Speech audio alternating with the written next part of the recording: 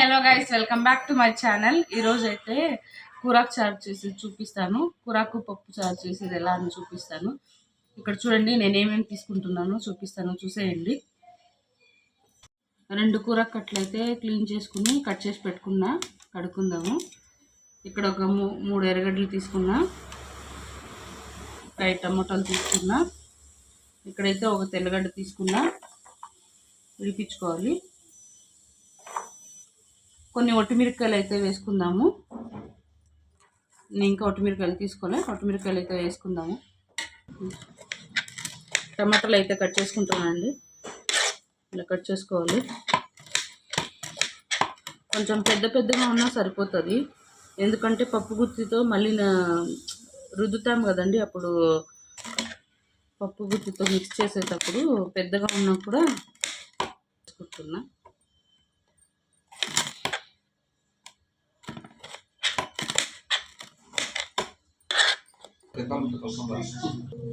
ఎర్రగడ్డలు కూడా ఇట్లా లావుగా కట్ చేసుకోవాలి. చూడండి, ఇలా పెద్దగా కట్ చేసుకుంటే ఇలా కట్ చేసుకుంటున్నాను.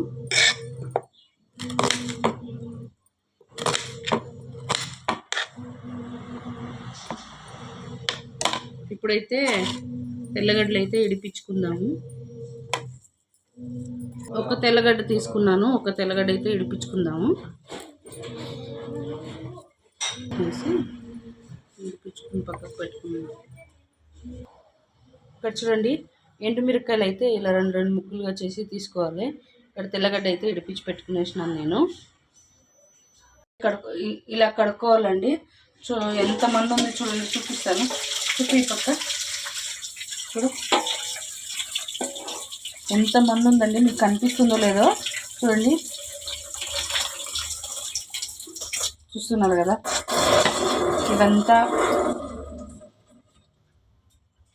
ఇదంతా మన్నే, కూరాకులో ఉండే మన్ను ఇదంతా. చూడండి ఎంత మన్ను వచ్చిందో. ఫుల్ మట్టి ఎంత పోయే వరకు ఇంకోసారి అయితే కడుక్కుందామండి. నేను మళ్ళీ వేసుకుంటున్నా. ఫస్ట్ చూపించిన దాంట్లోనే అంత మన్ను ఉంది, ఇప్పుడు 2వ తురి కడుక్కుంటున్నా.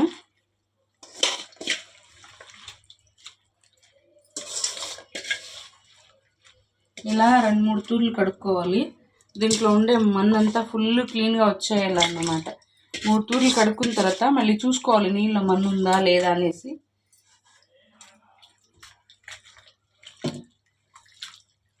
లేదంటే పప్పు అంతా మన్నుగా తింటుంటే నోటికి దొరుకుతుంది.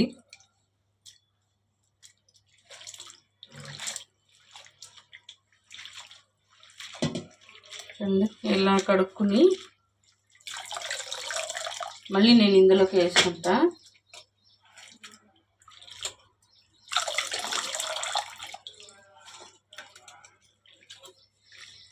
కొందరు ఫస్ట్ కడుక్కుని ఆ తర్వాత కట్ చేసుకోవచ్చు కదా అంటారండి.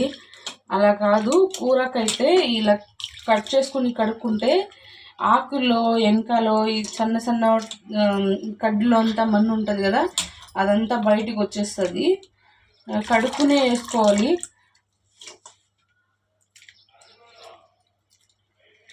కట్ చేసుకున్న తర్వాత కడుక్కోకూడదు అంటారు కొందరు. అలా ఏం కాదండి, కట్ చేసుకున్న తర్వాత కూడా కడుక్కోవచ్చు, మన్నంతా నీట్గా వచ్చేస్తుంది. మేము చిన్నప్పటి నుంచి ఇలానే అండి. మా ఇంట్లో అయితే ఇలాగే చేసేవాళ్ళు. కట్ చేసిన తర్వాతనే కడిగేవాళ్ళు.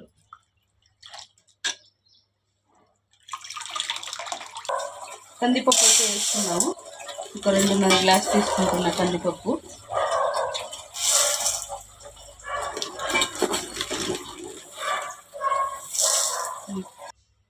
ఇది 3 తూర్లు కడుక్కుని అయిపోయిన తర్వాత ఇలా నీళ్ళ పెట్టుకున్నానండి. కొంచెంసేపు నీళ్ళలో పెట్టుకుంటే ఇంకా మన్ను ఏమన్నా ఉంటే కిందకి పోతుంది. లాస్ట్లో కుక్కర్లోకి అట్లే వేసుకుని వేసుకోవచ్చు. నేను చూపిస్తాను. మళ్ళీ ఏదైనా మన్ను ఉంటే కింద కూర్చునేస్తుంది. ఇలా కొంచెంసేపు వదిలేద్దాము. కుక్కర్ పెట్టుకున్నానండి. స్టవ్ అయితే అంటించుకుందాం. మనం ఆయిల్ వేసుకుందాము.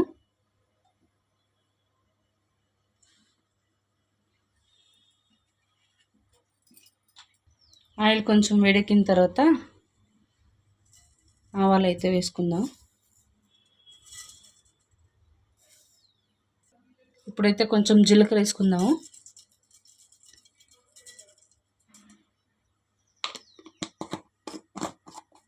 జీలకర్ర ఆవాలు చిటపటలాడిన తర్వాత కరివేపాకు తెల్లగడ్డలు అయితే వేసుకుందాము. ఆవాలు జీలకర్ర చిటపటలాడుతున్నాయండి.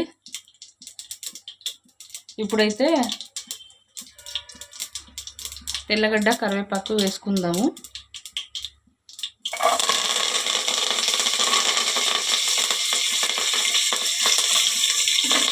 ఫ్రై అయిన తర్వాత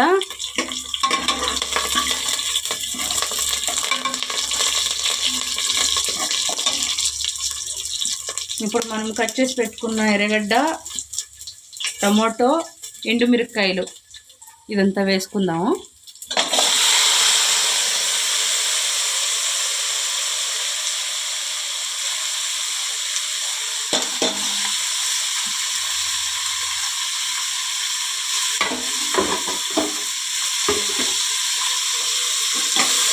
కలుపుకుందాం ఒకసారి.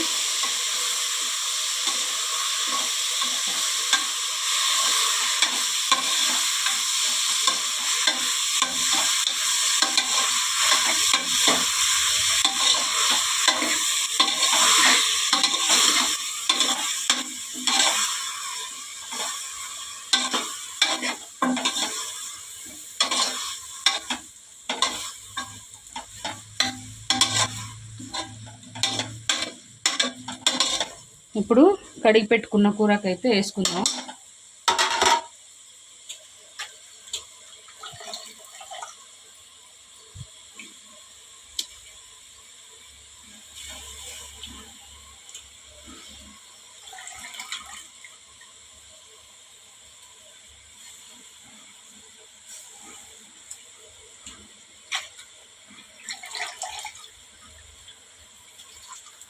కూరకి ఇలా వేసుకుని ఒక 5 నిమిషాలు దీంట్లోనే మగ్గనిచ్చుకోవాలి. ఆ తర్వాత నీళ్ళు వేసుకోవాలి. ఇప్పుడు కందిపప్పు వేసుకుందాము. 5 నిమిషాలు మగ్గిన తర్వాత కందిపప్పు వేసుకుందాం. నీళ్ళు కూడా యాడ్ చేసుకుందాము.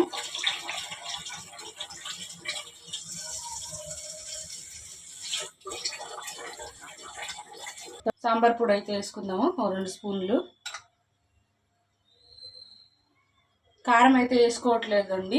కారం ఎందుకు వేసుకోవట్లేదంటే నేను ఎండు మిరపకాయలు వేసుకున్నాను, అందుకనే కారం యూజ్ చేయట్లేదు. సాల్ట్ వేసుకుందాం, కల్లుప్పు. కుక్కర్ అయితే లిడ్ క్లోజ్ చేసుకున్నామండి. లిడ్ క్లోజ్ చేసుకుని ఒక 4 నుంచి 5 విజిల్ తీసుకుంటాను. ఈ పక్క సంగటికి అయితే పెట్టుకుందామండి. ఈ సంగటి కలుపుకునేందుకు ఒక గిన్నెడు రేషన్ బియ్యం అయితే వేసుకుంటున్నాను నేను. ఈ రేషన్ బియ్యం అయితే కడుక్కుని సంగటి కలిపేందుకు వేసుకుందాము.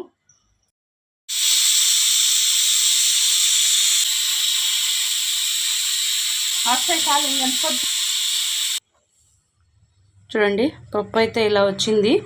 ఇప్పుడైతే పప్పు గుత్తితో రుద్దుకుందాము. చూస్తున్నారా, ఇలా ఉడికింది. పప్పు గుత్తితో అయితే రుద్దుకునేద్దాము. పప్పు కట్టుతో అయితే రుద్దుకునేసినాను బాగా. చూడండి ఎలా వచ్చిందో పప్పు, ఆకుకూర పప్పు.